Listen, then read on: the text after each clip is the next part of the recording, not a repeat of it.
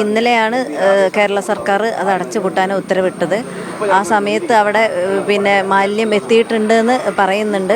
പക്ഷേ അടച്ചുപൂട്ടിയ സാഹചര്യം, സംസ്ഥാന മലിനീകരണ ബോർഡും അടച്ചുപൂട്ടിയ സാഹചര്യത്തിൽ ഇനി ഒരു വേസ്റ്റ് പോലും അവിടെ ഡംപ് ചെയ്യാനോ സംസ്കരിക്കാനോ ഞങ്ങൾ അനുവദിക്കില്ല. ഈ റെഡ് കാറ്റഗറിയിൽപ്പെട്ട സ്ഥാപനം ഇരുതുള്ളിപ്പുഴയുടെ തീരത്ത് ആരംഭിച്ച നാളിൽ കരിമ്പാലകുന്ന് പ്രദേശവും അതേപോലെ കൂടത്തായി പൂവോട് പ്രദേശവുമായിരുന്നു ആദ്യം ഈ ദുർഗന്ധം അനുഭവപ്പെട്ടത്.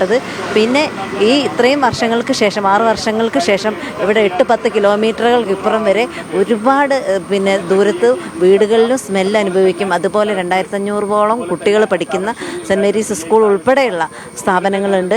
അവിടേക്ക് സ്മെല്ലെത്തുകയും പകൽ സമയത്തും രാത്രി സമയത്തും ഒക്കെ ഒരുപോലെ ദുർഗന്ധം അനുഭവിപ്പിച്ച ഈ ഒരു സ്ഥാപനം അടച്ചുപൂട്ടിയതിൽ ഞങ്ങൾ സന്തോഷിക്കുന്നു. ഇനി ഒരു സമയത്ത് പോലും അവിടെ ഈ ഒരു സ്ഥാപനം പ്രവർത്തിക്കാൻ ഞങ്ങൾ അനുവദിക്കില്ല, മരിക്കേണ്ടി വന്നാൽ പോലും. അവിടെ ശേഷിക്കുന്ന മാലിന്യം അവിടുന്ന് എടുത്തു മാറ്റാനുള്ള നടപടി കൂടി ഉണ്ടാവേണ്ടതല്ലേ? അവിടെ ഇനിയും മഴ പെയ്യുന്നു, ഇരുതുള്ളിപ്പുഴയിലേക്ക് മാലിന്യം ഒഴുകി ഇറങ്ങുന്നുണ്ട്.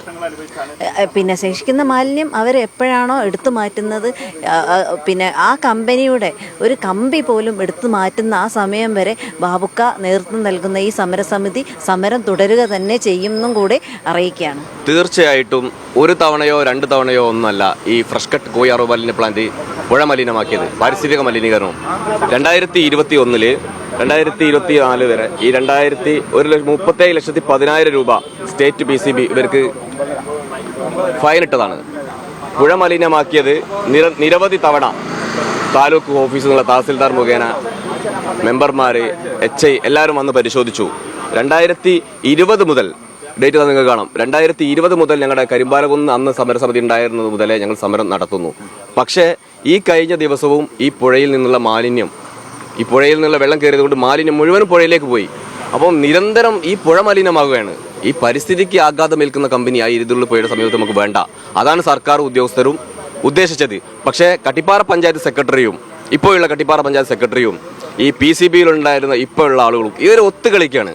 ഇവരാർക്കോ വേണ്ടിയിട്ട്, ഈ ഫ്രഷ് കട്ടിന് വേണ്ടിയിട്ട് അച്ചാരം വാങ്ങി പ്രവർത്തിക്കുന്ന ഒരു ഉദ്യോഗസ്ഥരാണെന്ന് ഞങ്ങൾ സംശയമുണ്ട്. മുൻ കളക്ടർ സ്നേഹിൽ കുമാർ സിംഗ് ഞങ്ങളോട് നേരിട്ട് പറഞ്ഞത് എന്താണ്? അത് അടച്ചുപൂട്ടാൻ പറ്റില്ല എന്ന്. അപ്പോൾ ഇത്രയും വയലേഷൻ ഉണ്ടാക്കിയ ഒരു കമ്പനിക്ക് വേണ്ടിയിട്ട് മുൻ സർക്കാരിൻ്റെ ചില MP രാജേഷ് അടക്കമുള്ള ആളുകൾ ഇതിനെ ഞങ്ങളുടെ ഒരു കുറ്റക്കാരായി കണ്ടുകൊണ്ട് ഈ പ്രശ്നത്തിനെ പരിഹരിക്കാനല്ല അവർ ശ്രമിച്ചത്. ഇപ്പോൾ ഈ സർക്കാരിൻ്റെ ഈ ബഹുമാനപ്പെട്ട മുഖ്യമന്ത്രി VD സതീശനായാലും നമ്മുടെ കൊടുവള്ളി നിയോജകമണ്ഡലം MLA PK ഫിറോസ് സാഹിബ് ആയാലും ഇതിൻ്റെ പ്രശ്നം പഠിച്ചു, ഈ വയലേഷൻ നേരിട്ട് വന്ന് കണ്ടു. അതുകൊണ്ട് ഈ PCBയുടെ നിന്നും കത്ത് കൊടുത്ത് ഇത് അടച്ചുപൂട്ടാൻ ഉത്തരവിട്ടതിന് വളരെ ബഹുമാനപൂർവ്വം ഞങ്ങൾ ഒരു സന്തോഷം അറിയിക്കുകയാണ്. ഇനിയിപ്പോൾ അവിടെയുള്ള മാലിന്യം അത് വീണ്ടും പുഴയിലേക്ക് എത്താനുള്ള സാധ്യത നിൽക്കുന്നുണ്ട്. അതെന്താണ് സൊല്യൂഷൻ? നിലവിലിപ്പോൾ അവിടെ ഇന്നലെ അടച്ചുപൂട്ടിയിട്ടുണ്ട്. ഇനിയിപ്പോൾ ഇന്ന് മുതൽ അവിടേക്ക് ലോഡുകളൊന്നും വരില്ലല്ലോ. അപ്പോൾ നിലവിലുള്ള മാലിന്യം അത് PCB ആയാലും ആര് വന്നാലും അത് അടച്ചുപൂട്ടി അവിടുത്തെ ക്ലോറിൻ കാര്യങ്ങളും ചെയ്ത് കഴിഞ്ഞിട്ടുണ്ട്. ഇരുതുള്ളിപ്പുഴ സംരക്ഷിക്കണം. അവിടുന്ന് ഒരു തുള്ളി മാലിന്യം അവിടെ ഇനിയിപ്പോൾ വർഷങ്ങൾ കഴിഞ്ഞാൽ ഞങ്ങൾ അതിൻ്റെ ദുരിതം മാറില്ല എന്ന് വെച്ചിട്ടുണ്ടെങ്കിൽ അത്രയും ഡംപ് ചെയ്തിരിക്കുക. ആ കമ്പനിയുടെ ഉള്ളിൽ ഒരു വലിയൊരു കുളമുണ്ട്. ആ കുളം വഴി തോട്ടിലേക്കും പുഴയിലേക്കും പൈപ്പുകൾ സ്ഥാപിച്ചത് ഞങ്ങൾ കാണിച്ചതാണ്. ഞങ്ങൾ പല പ്രാവശ്യം പരാതി കൊടുത്തതാണ്. അപ്പോൾ ഈ ദുരിതം ഞങ്ങൾക്ക് ഇനിയും മുന്നോട്ടും ഞങ്ങളുടെ തലമുറകൾ ഇത് അനുഭവിക്കണം എന്ന് വെച്ചിട്ടുണ്ടെങ്കിൽ അത്രയും ഡംപ് ചെയ്തിട്ടുണ്ട്. വർഷങ്ങളായിട്ട് 6 വർഷത്തോളമുള്ള മാലിന്യം അവിടെ കിടക്കുന്നുണ്ടല്ലോ. അപ്പോൾ ഇത് അടച്ചു പൂട്ടിയിട്ടില്ലെങ്കിൽ വലിയ ഗുരുതരമായ രോഗങ്ങൾ വന്ന് അടിമപ്പെട്ട് ആളുകൾ മരിച്ചു പോകും. അതിൽ നിന്നൊരു ശാശ്വത പരിഹാരം ഈ സർക്കാരിന്റെ ഭാഗത്ത് നിന്ന് ഞങ്ങൾക്ക് ഉണ്ടായി വളരെയധികം സന്തോഷമുണ്ട്.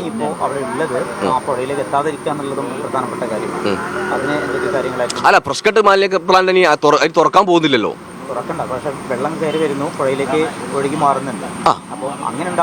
കഴിഞ്ഞ മെനിയാന്ന് വെള്ളം കയറിയ സമയത്ത് മുഴുവൻ മാലിന്യങ്ങളും ഒഴുകിപ്പോയി. ഇത് മുഴുവനും ഈ പുഴയിൽ കലർന്നുപോയി. അതേ ഒരു സംഭവത്തിനാണ് ഞാൻ പറഞ്ഞല്ലോ ഈ 2024 ഈ 31,10,10,000 രൂപ ഫൈൻ ഇട്ടത്. ഇതേ രീതിയിൽ പുഴയിലേക്ക് മാലിന്യം ഒഴുകിയതിന് ആണ് ഈ ഫൈൻ PCB ഇട്ടത്. അപ്പോൾ ഇന്നലത്തേന് കോടികൾ ഫൈൻ ഇടേണ്ടി വരും. അപ്പോൾ ജനങ്ങളുടെ ജീവൻ ഇവിടെ ഒരു വിലയില്ലാത്ത രീതിയിലാണ് ഇവിടുത്തെ ഈ ഫ്രഷ് കട്ട് മാനേജ്മെന്റ് കളിച്ചു കൂട്ടിയ ഒരു സംവിധാനം. അവരുടെ ലാഭം മാത്രമേ അവർക്ക് ആവശ്യം. ഞങ്ങളുടെ ജീവന് ഇവിടെ ഒരു വിലയില്ലാത്ത രീതിയിലാണ്. പക്ഷേ ഈ സർക്കാരും ഈ ഉദ്യോഗസ്ഥന്മാരും ഇതിനെതിരെ കർശനമായ നടപടി സ്വീകരിച്ചിരിക്കുന്നു.